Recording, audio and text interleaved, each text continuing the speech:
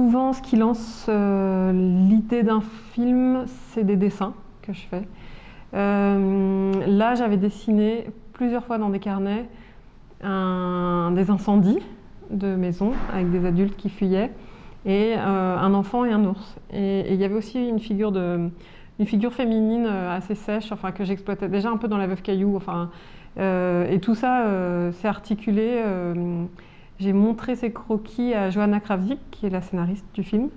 Et je lui ai parlé un peu de mes envies de film et de l'envie que j'avais aussi d'avoir une scénariste sur ce projet-là, pour découvrir un peu, enfin, parce que les deux précédents, j'avais vraiment navigué à vue et c'était très intéressant aussi, mais là j'avais envie d'essayer autre chose.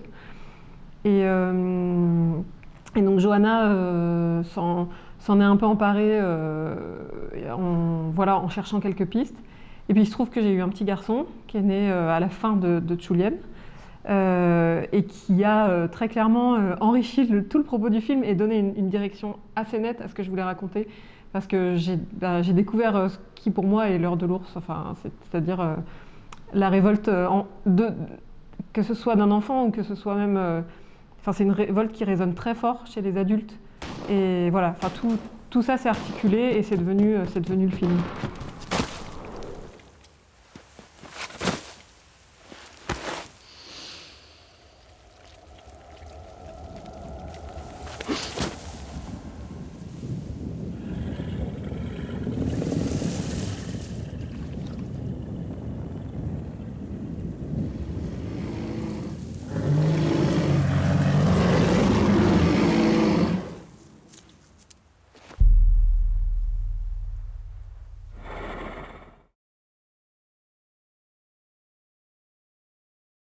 Johanna parle de ping-pong, donc il y a dû y avoir une sorte de ping-pong entre nous, parce que, en vrai, ce que je lui rendais n'était pas, c'était pas la terre brûlée, quoi. Je lui remettais en question tout un tas de choses, qu'ensuite elle retravaillait de son côté, et on avait fait quelque chose d'assez sage, parce que pour Tchoulienne, pour les recherches de financement, on avait vraiment, vraiment galéré, et notamment parce que c'était très, très onirique, et que les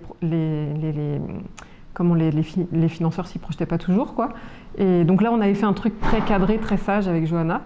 Et on a rencontré Ron Diens, qui a donc à peu près en milieu de parcours, qui a lu le scénario et qui nous a dit que c'était beaucoup trop sage. Et c'est un peu ce que je ressentais aussi, tout en m'étant dit, bon, on ficelle un truc, mais à la réalisation, je ferai ce que je veux.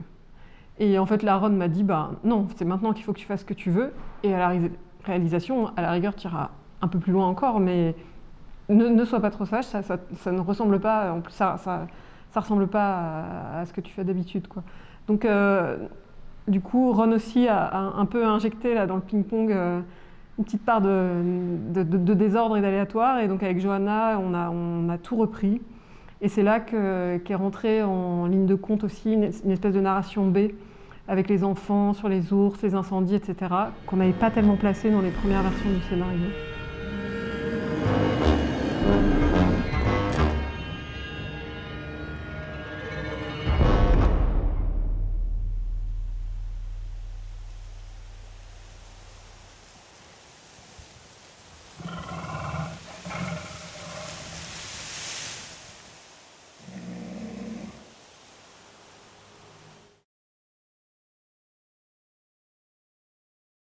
J'avais commencé par faire des images sur fond noir pendant Tchoulienne. Et j'avais, à l'aquarelle sur fond noir, j'avais dessiné des dames avec des cheveux rouges, etc. Enfin, bon, j'avais dessiné des trucs, c'est pareil, qui rejoignaient un peu cet univers que j'avais fait dans mes carnets de croquis, d'incendie, etc. Et je me suis dit, si un jour je fais encore un film après Tchoulienne, j'aimerais bien le faire dans cette technique. Sauf que c'est du papier noir et en animation, on a besoin de la transparence quand on anime. Donc voilà, il y a eu toute une petite réflexion menée, enrichie par d'ailleurs des discussions amicales, etc. Et sur comment aboutir à faire ce film sur papier noir et pas forcément sur ordi, et à peindre, à en venir à vraiment peindre sur papier noir. Et c'est là qu'on a décidé d'utiliser la technique qu'on a utilisée pour Tchoulienne, mais dans un autre but, d'utiliser des petits picoprojecteurs qui balançait sur le papier noir l'animation faite au préalable. Là, pour le coup, sur ordinateur, et sur des logiciels d'animation image par image, genre TV Paint, Flash, etc. Parce que ça nous évitait une étape de numérisation qui n'était pas utile, vu qu'on en avait déjà une à la fin de notre peinture. Donc on vidéoprojetait, on peignait, et on allait prendre en photo sur un banc titre. Voilà, c'est un procédé assez classique en fait. Au final, il y a le trait, il y a la couleur et la prise de vue.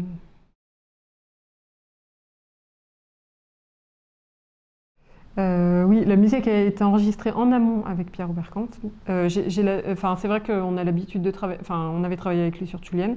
J'avais travaillé avec lui sur mon film de fin d'études et de toute façon, je pense que c'est une personne avec qui je peux travailler à l'infini parce que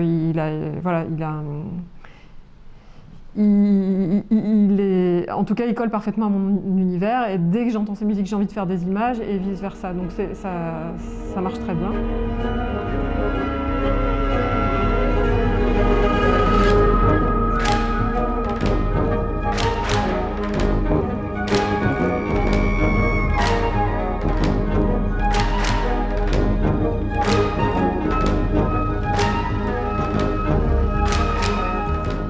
Et donc on avait décidé là de composer la musique en amont du film parce que toute la partie finale du film est montée sur la musique.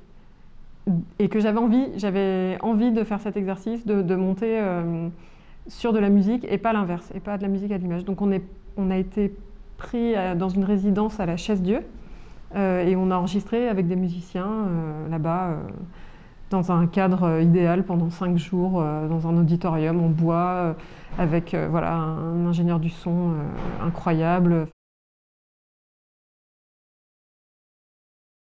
J'ai un autre projet de cours, très embryonnaire pour l'instant, mais qui se construit doucement, en co-réalisation. Je pense... Alors, le long métrage, c'est vraiment s'il y a nécessité de raconter une histoire longue. Voilà. Pour l'instant, j'en éprouve pas la réelle nécessité. J'ai une idée en tête qui est très lointaine et assez nébuleuse et que j'aimerais bien travailler avec Johanna Krawczyk, la scénariste de L'Heure de l'ours. Mais c'est vraiment, c'est un début d'idée.